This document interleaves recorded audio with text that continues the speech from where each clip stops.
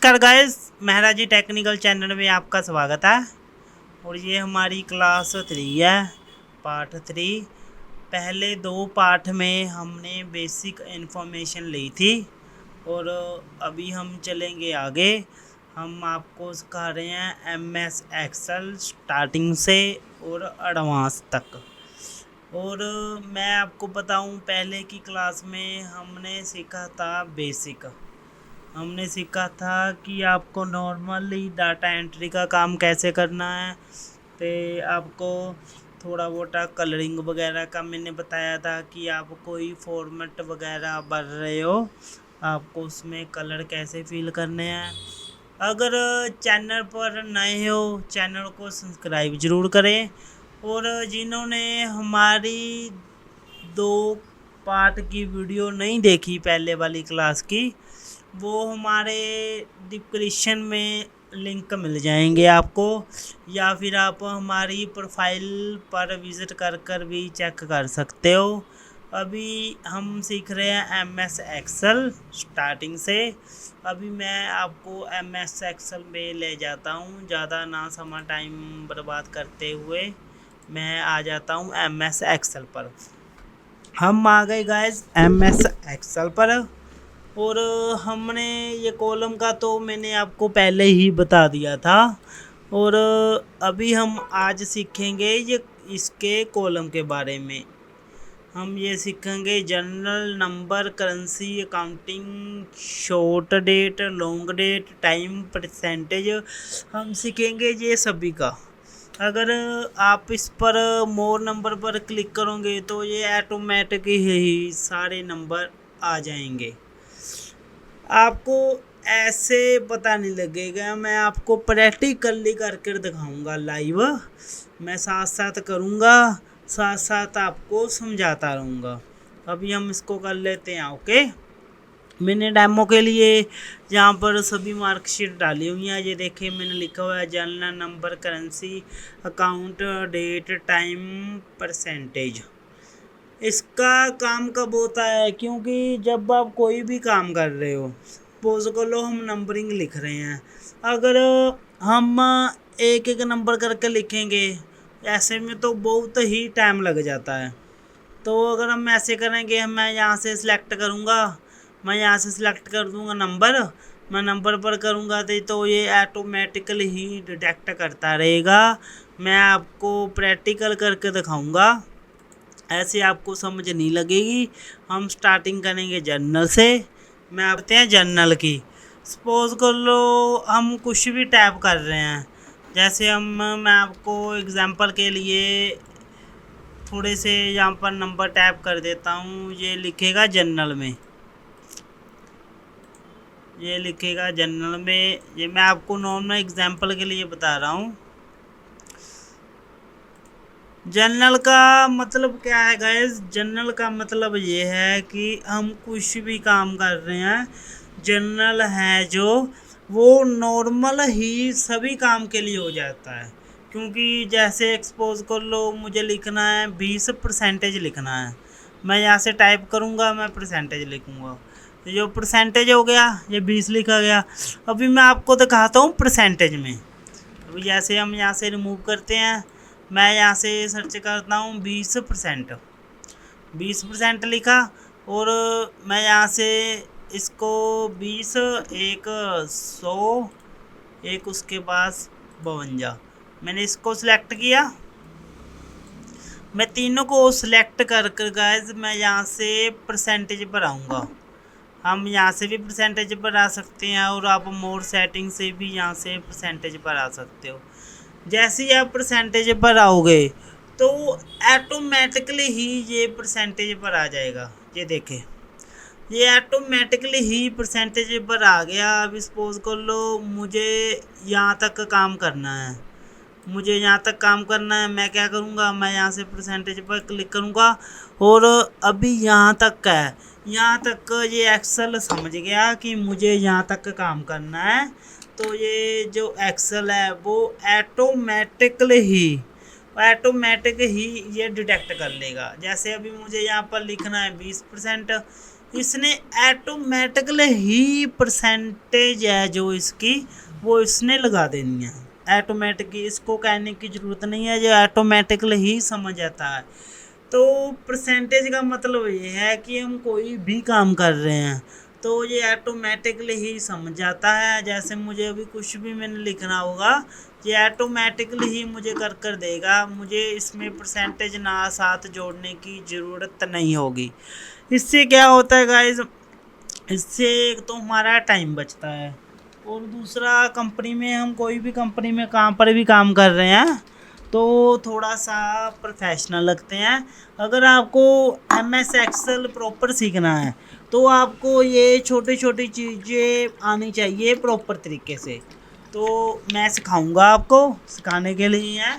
तो परसेंटेज का आप समझ गए होंगे और उसके बाद हम आपको बताते हैं नंबर का। जैसे एक्सपोज कर लो, मुझे लिखना है 250, उसके बाद मैं यहाँ पर 500 लिखता हूँ, 550, 550, 700, उसके बाद 6000 लिख दिया। तो इस तरह से गाइस अभी आप देख सकते हो ये टाइप हुए हैं जर्नल में। मैंने आपको बताया कि जर्नल में आप नॉर्मल ही काम कर सकते हैं। वो जर्नल में तो ऐसे ही होता है जैसे हम सिंपल काम कर रहे हैं। चलो जी आगे चलते हैं। जर्नल में अभी मैं आपको बताता हूँ। अभी हम इसको कर लेते हैं सिलेक्ट। हमने इसको सिलेक्ट किया और मैं यहाँ पर इसको लिखूँगा नंबर पर। जैसे ही मैं गाइस नंबर पर आया तो ये देखे इसने ऑटोमेटिकली ही साथ में 00 लगा दिया। अभी हम यहाँ पर मोर सेटिंग पे जाते हैं। ये देखें गाइस, इस पेन इसने ऑटोमेटिकली ही लगा दिया। अभी एक चीज़ मैं और बताता हूँ। एक्सपोज कर लो, मुझे यहाँ से करना है 7, मैं लिख देता हूँ -7। मैं इसको करना है -700 करना है। और जो हमने किया है, जैसे मैं यहाँ से सिलेक्ट करूँगा मोर नंबर, और जो -7 है मैं इसको रेड पे करना चाहता हूँ तो ये रेड पर हो गया। मैं इसको यहाँ से सिलेक्ट करूँगा, ये ऑटोमेटिक डिटेक्ट करेगा और मैं नंबर पर कर देता हूँ।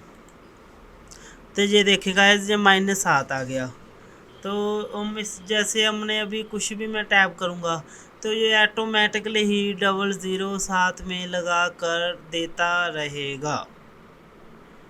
ओके गाइस, और इसके बारे में हम आप आई बोर्ड आप समझ गए होंगे। और अभी हम चलते हैं आगे। अभी मैं आपको बताता हूँ करेंसी के बारे में। करेंसी का गाइस क्या मतलब है। जैसे मैं लिख रहा हूँ 585, मैंने नंबर लिख लिए। अभी इसको मैं कर देता हूँ सिलेक्ट। इसको हम सिलेक्ट करेंगे और मैं यहाँ से सपोज कर लो मोड में से करेंसी सिलेक्ट करूँगा। करेंसी सिलेक्ट करूँगा तो सपोज कर लो मैं यहाँ पर INR लिख देता हूँ। मैं यहाँ पर INR लिखा और मैं चाहता हूँ मुझे लिखना INR में। कभी कभार हम जॉब वगैरह करते हैं, INR कहते हैं कि INR लिखना है। हम यहाँ से INR सेलेक्ट करेंगे, मैं ओके कर दूँगा। जो भी हमारा नाम है आप देख सकते हो ये INR ऑटोमेटिकली ही आ गया।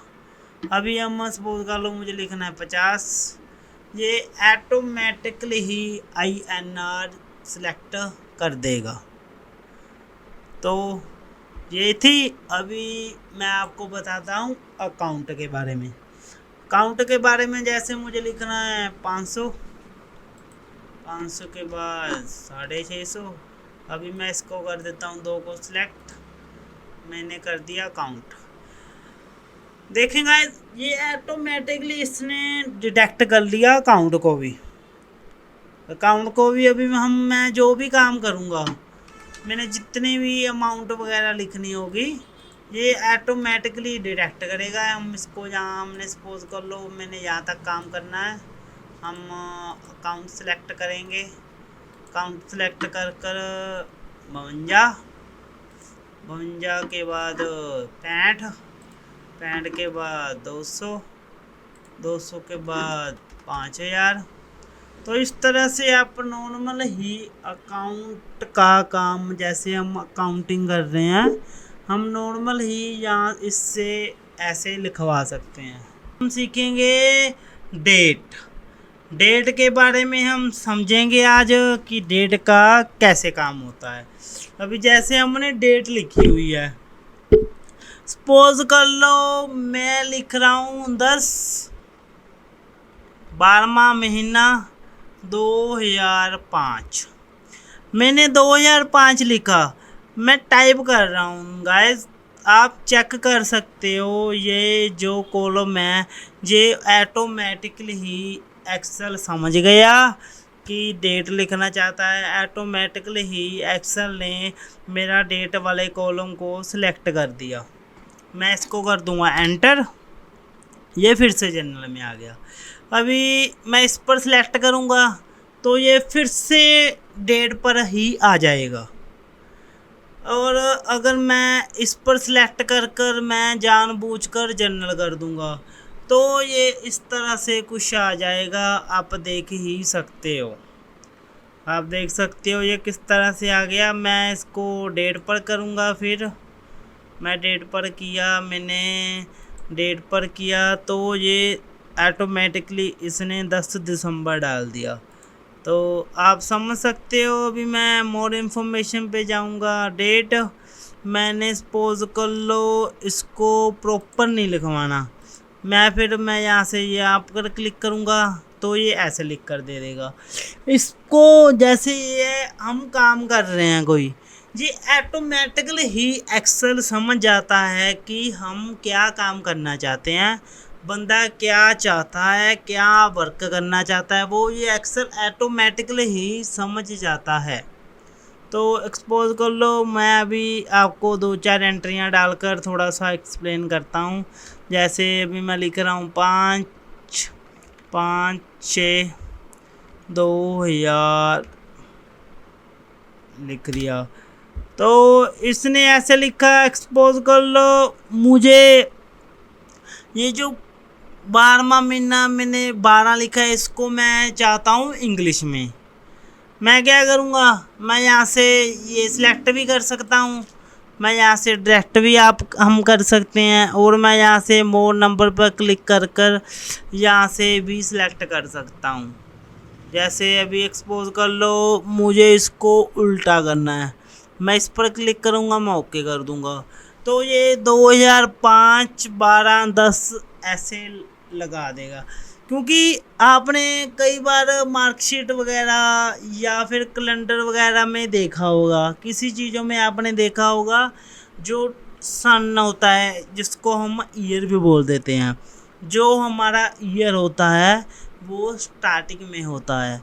अगर हम सिंगल सिंगल गाइस करेंगे तो बहुत ही टाइम लग जाएगा, उसमें बहुत टाइम लग जाएगा। ये होता है जैसे अभी मैं कुछ भी लिख रहा हूँ, जैसे अभी मैं लिख रहा हूँ 25/52/2002, मैंने ये लिख दिया। अभी मैं इसको सिलेक्ट करूँगा, सिलेक्ट कर कर इसको मैं लॉन्ग टाइम पर कर दूँगा।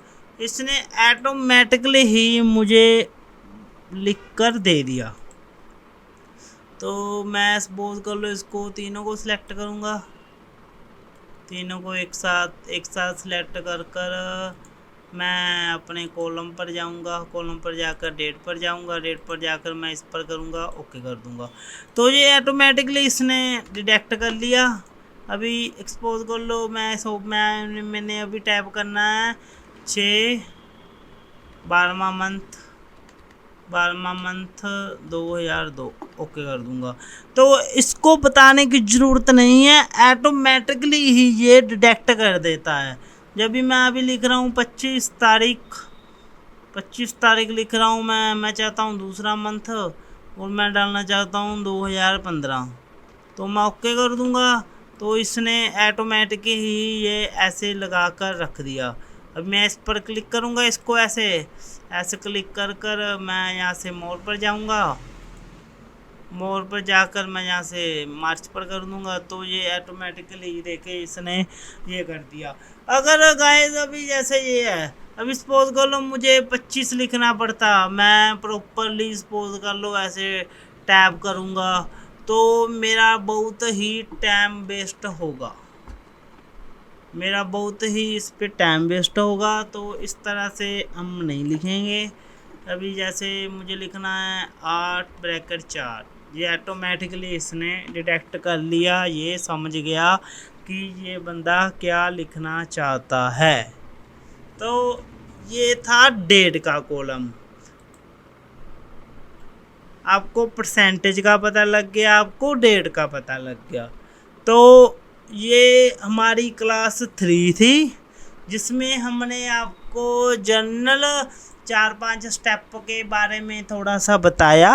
अगर वीडियो अच्छी लगी हो, चैनल को सब्सक्राइब करना, शेयर करना और आई बटन पर क्लिक कर देना, क्योंकि जब भी हम कोई वीडियो डालेंगे सबसे पहले वो आप तक पहुंच जाए। तो मिलते हैं गाइस नेक्स्ट टॉपिक में। नेक्स्ट टॉपिक में मैं आपको ये कॉलम के बारे में बताऊंगा, जो हमारे कॉलम रह गए वो मैं आपको बताऊंगा नेक्स्ट टॉपिक के बारे में। ओके गाइस, जय माता दी, टेक केयर, मिलते हैं नेक्स्ट